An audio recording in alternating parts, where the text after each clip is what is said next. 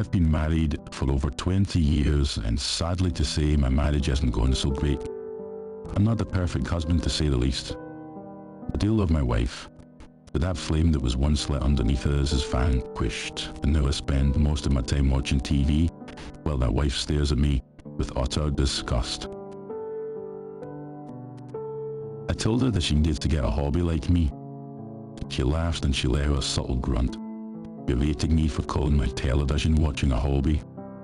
I chuckled and told her I also drink, so the two practically combined to make a sport. She walks away after that, cussing me loud enough so I could hear her echo from the other room. I usually ignored her unless I was out of beers. That's when I would call out for her, asking her to go to the store for me. I even shortened my request to a simple "babe, beer." As I pulled out my last beer from the cooler next to my chair, I remained irritated, not wanting to turn my gaze from the TV. The game was on, and we were in the bottom of the ninth, so I did my usual call, "Babe, beer." Well, this time I got no response. I felt my irritation gradually morph to a bit of anger. "Babe," I shouted out once again. Still nothing in the house. Remained still and silent.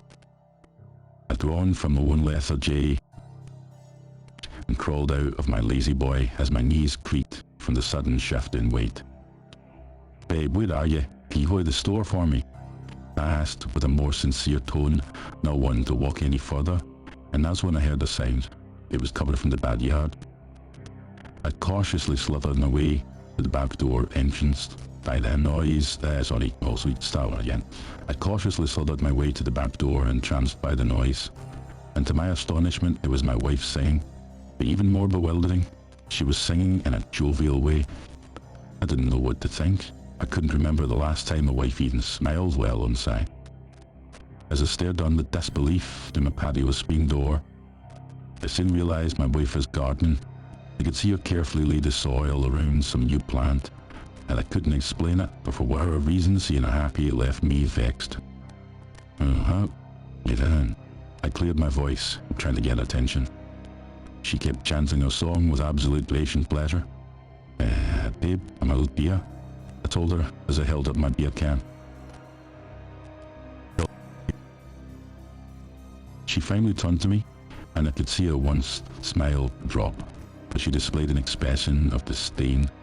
But honoured by my request, the honoured man request, I could see her shoulders slouch down in absolute apathy.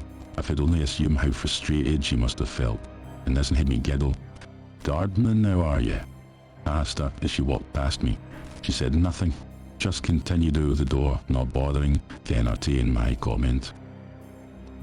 I looked at the plant one last time before going back inside. I couldn't explain it, but something about that small green stem that protruded from the ground sent chills down the spine, and shook my head, doing the best to shake off the uneasy feeling of dread as I retreated back into the house. As the days passed, my wife only grew more happy, spending more of her time in the backyard tending to the garden. I would occasionally walk over to stare at her with a frown on my face. I was actually surprised at how fast her harvest was growing. A strange plant she first set was practically 4 feet tall. Every time I would walk to the kitchen and grab a beer, I'd catch a glimpse of that horrid plant in the corner of my eye, each time it causing my skin to crawl. I couldn't explain it, but it was a bit jealous seeing my wife spending more time with a stupid garden than with me. And every day she would sing her dreadful song in the back garden, only for me to raise the volume to my TV, doing my best to drown out. I even contemplated the idea of just mowing the whole garden down. The mere thought brought a smile to my face, but as always the fantasy was better than actually doing it. I was too lazy to actually mow the lawn. After a few months, me and my wife punctually lived separate lives. Me spending most of my time in the living room like a normal person, and her outside singing to our plants. I gave up by this point and realized if she wanted to waste her life being weird, so be it. That was until I heard humming. It woke me around 3 a.m, practically fell out of bed from the disturbance. I could hear that horrid song the wife used to sing. But this time there were no words, rather it was just a hum. I felt my blood pressure spike, perturbed that my wife would be up this late, and I stormed towards my bedroom window, ready to give my wife a piece of my mind. As my eyes scanned the dimly lit yard, I heard my wife snoring coming from behind. My eyes widened with a bit of fear as I slowly turned my head back to my bed. There she was, still asleep. The humming intensified, and my heart nearly jumped out of my chest from the sudden burst of noise. What the hell is that? I said to myself as I turned back to the dark and secluded patio. I still saw nothing, just darkness engulfing my yard. No movement, no shadows, nothing. But that humming, and it was getting louder. By this point, the befuddlement overwhelmed me, and I ran to my wife, shaking her to wake her up. Honey, wake up, do you hear it? As she slowly came to, I could see how confounded she was to see my frightened face. But then she smiled. Do you hear that noise? I told her, still gripping her shoulders tightly. But that's when I realised the humming had stopped. She angrily shoved my arms away and told me to go back to sleep. As she retreated, her face back to the comfort of the pillow, I remained nerved and shaken. I cowered into my study, away from my wife, as far away from the backyard. The next morning, I did my best to ignore the garden that blossomed, and instead focused on my television. I even considered renting a room in a hotel just to get away from those plants, but more intently, get away from my wife singing. By this time, I knew I had to do something. I wasn't going to live in fear in my own home, so I sat in my chair for hours, pounding beer after beer, thinking of what to do. And as the sun buried itself over the horizon, encapsulating my neighbourhood in darkness, a shimmer of resolve inundated my thoughts. I knew what I had to do. That night I did my best to act normal.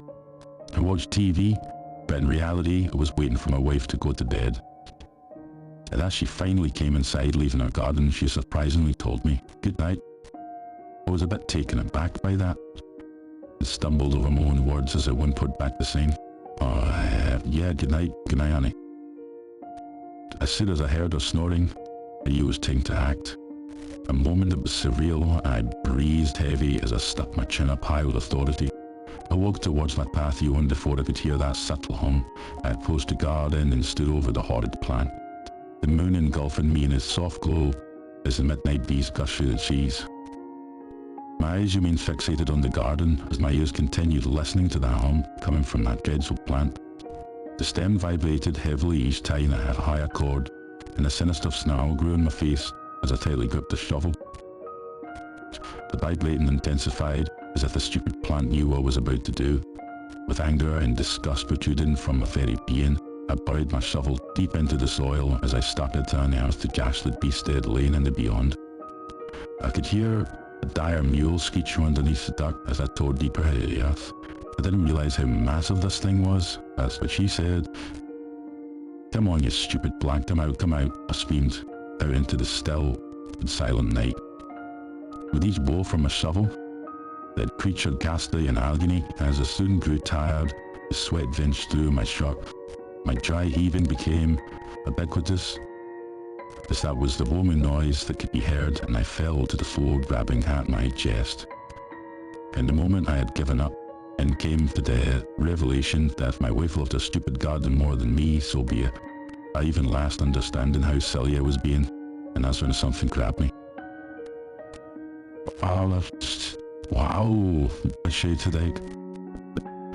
I turned tight to see what it was, and to my dismay, it was an arm protruded from the ground.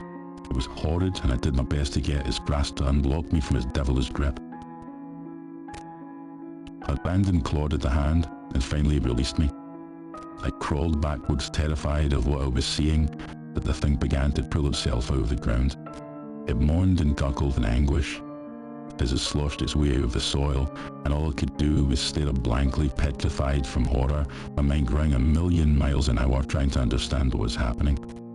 Soon that beast stood to its feet, and that's what the most haunting epiphany revealed itself to me. The creature wasn't me, it was an exact replica of me. From its balding head to its oversized gut, I didn't know what to think. My mouth gaped open from the utter disbelief, and before I could even say a word, that thing lunged at me. It tackled me to the floor, thrusting all his weight on top of me as it clamped its hands over my throat, squeezing tightly. I stared up at the monster, and its sinister stare gazed back at me, and that's when it began to hum that dreadful song once again. I tried my best to get this beast off me. I kicked and I squirmed, trying to yell out for help, but I couldn't. And as soon as I could feel my passion become bloody, my mind casually slipping into the darkness, I reached out my hand for something, anything. With the delight, I felt my shovel. It was in arm's reach, and with my last bit of energy, I gripped and swung it at the thing's head. Whack. Finally, the beast fell beside me unconscious. I gasped out for air, inhaling deeply. I still felt faint, but gathered myself as I stood to my feet, towered over the abysmal monster. "What the hell are you?" I shouted at the thing. I raised my shovel over my head. Tears cautiously formed in my eyes as my breathing escalated, and with the last bit of figure I had, I connected on the creature's head. Crat. I could see some repulsive green slush oozing out from the wound, and with that I felt the floor and passed out. The sun peeking over the horizon showered the neighbourhood with his warmth, awakening me. I squinted from the harsh light and quickly remembered what had happened. I looked over at the monster, and it practically already decayed back into the earth. Still bewildered, I arose and overlooked the garden, and as the sun revealed my yard, the most horrifying revelation became evident, and I could feel my heart sink as I vomited from disgust. There were more of those dreadful plants, dozens of them, and they were all humming that same song.